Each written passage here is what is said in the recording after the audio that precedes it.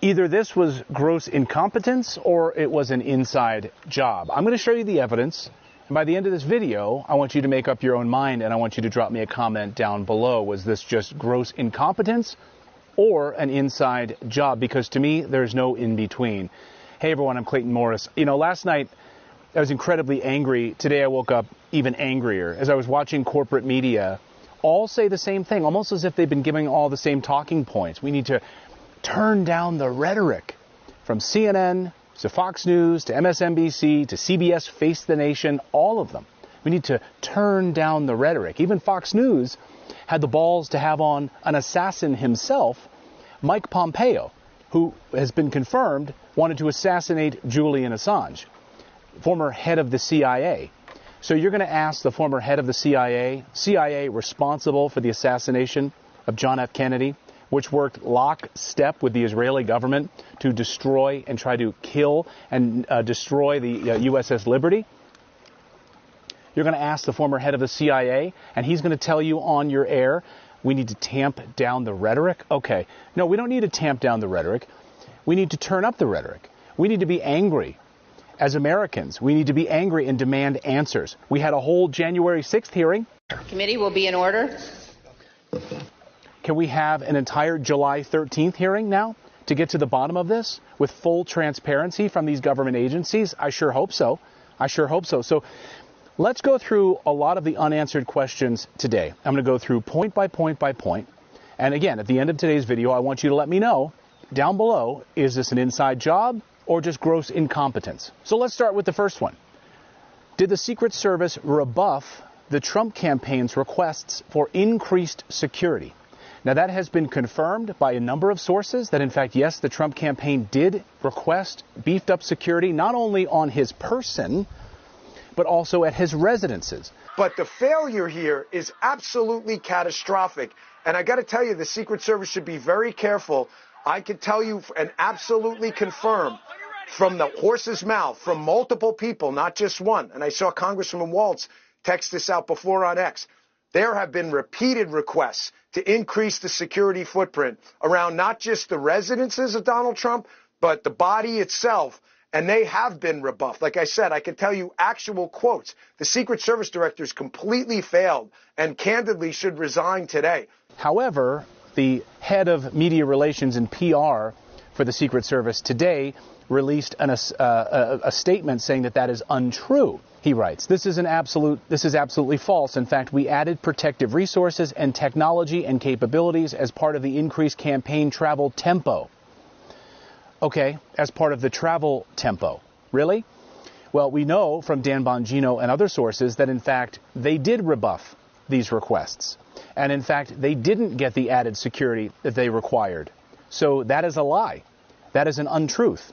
No wonder the Secret Service is coming out to make these statements. But what's also interesting about this statement, he says, we also increased resources and technology as part of his travel team, as part of his travel detail. Okay. So what then, here's a question, what additional technologies and resources did you employ in Butler, Pennsylvania yesterday for President Trump? Were there drones there?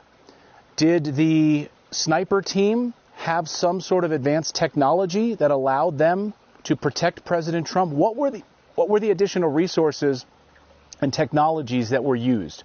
I'd like an answer to that. So that is 100% a lie. The Secret Service did, in fact, turn down additional requests by the Trump campaign to have additional Secret Service detail. We know that to be a fact. So that is a lie from the Secret Service. Why also has Robert F. Kennedy Jr., whose father was assassinated, whose uncle was assassinated by the CIA, rebuffed by the Biden administration to have additional Secret Service detail? President Biden signing his name on turning down additional Secret Service detail for RFK Jr. Why? We can send $200 billion to Ukraine. We can glad hand with Vladimir Zelensky. We can send billions of dollars in weapons to Israel and shake hands with Benjamin Netanyahu.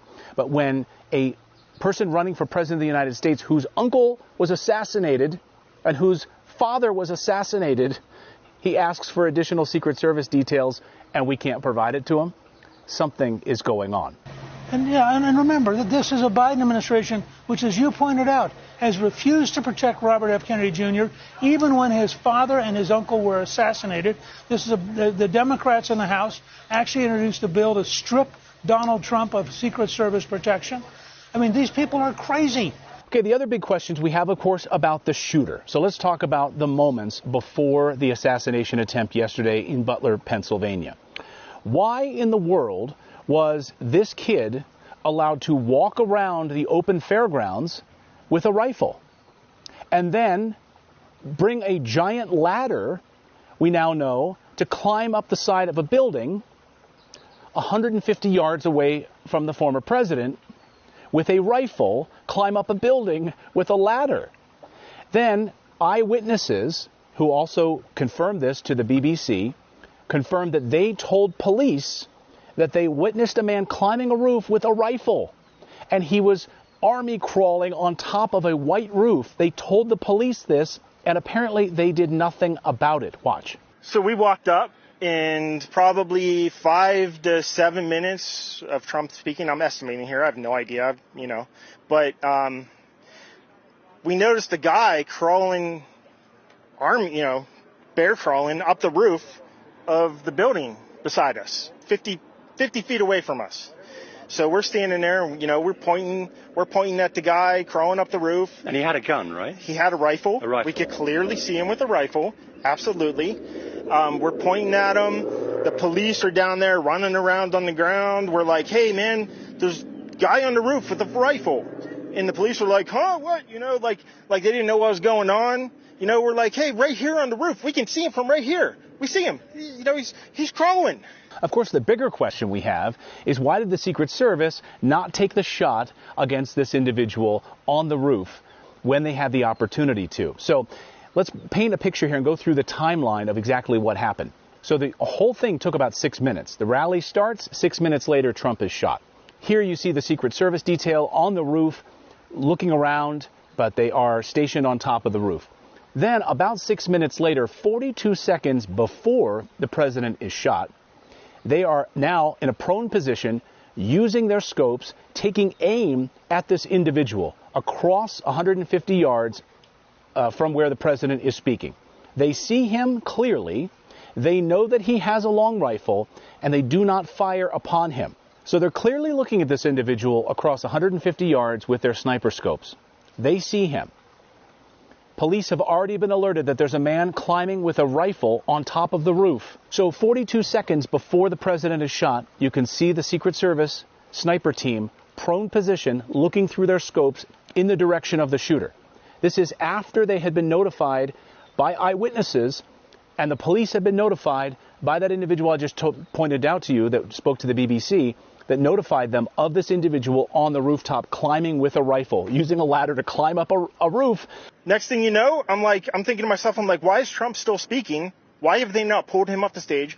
I'm standing there pointing at him for, 2-3 minutes. Secret Service is looking at us from the top of the barn. I'm pointing at that roof, just standing there like this. And next thing you know, 5 shots ring out. Why did they not take the shot? 42 seconds later, shots rang out, and President Trump is hit. Why did they allow him to get off a shot? They see him on this roof. Why did they stand down? Why did they not do anything? Again, gross incompetence or an inside job? No. Wait.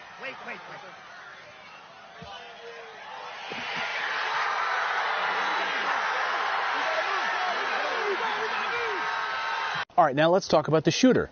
20-year-old Thomas Crooks. He's been identified. He lived with his mother and father in Bethel Park, Pennsylvania, about 43 miles away from this location.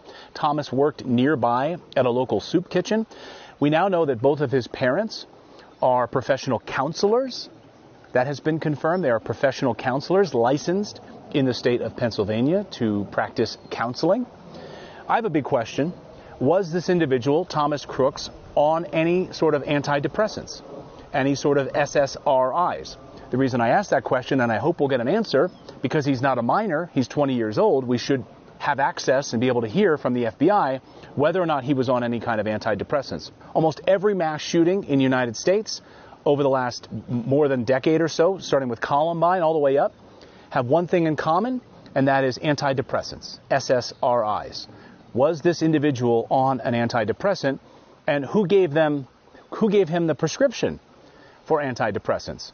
Was it any one of his parents, who are professional counselors, who of course can write prescriptions and allow their son to be on antidepressants or SSRIs? I'd love to know the answer to that.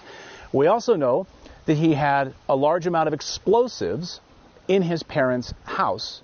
We also know he had explosives in the vehicle that he drove to the location to carry out the assassination. So if you're a counselor, your job is to counsel, to understand human behavior. How do you not see that your son is making explosives in your house? The other questions we have, of course, was he a lone wolf, a lone gunman, working by himself?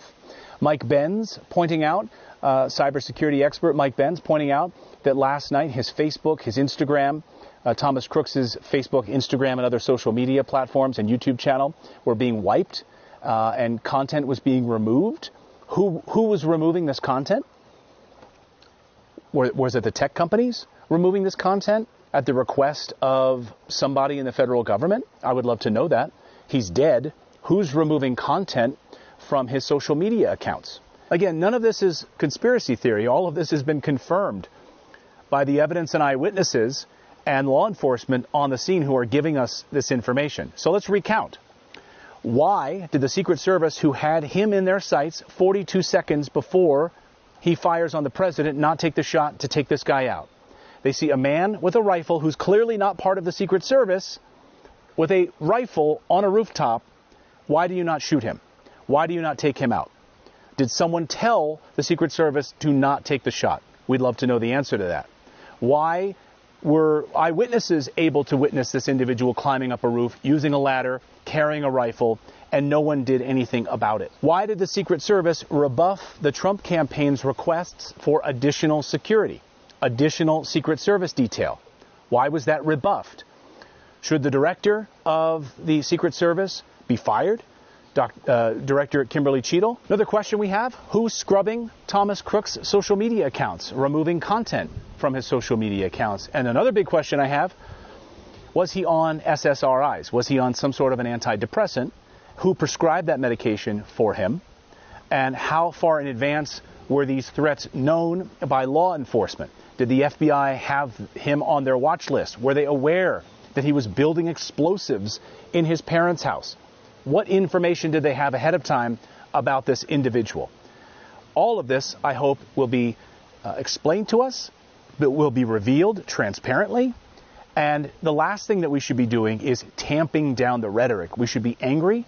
We should be demanding answers. And I hope that we get them. So guys, let me know down below. What do you think? Was this gross incompetence or some sort of an inside job? Did somebody on the inside know what was about to happen and tell the Secret Service to not open fire on this individual? What information did they have about this individual beforehand, before Trump arrived in Butler, Pennsylvania? We'd love to know. But when you see the corporate media telling you to tamp down the rhetoric, that's because they want you to be sheep and they don't want you to ask tough questions. Don't be sheep. Let me know down below your thoughts on this. Thanks, everyone.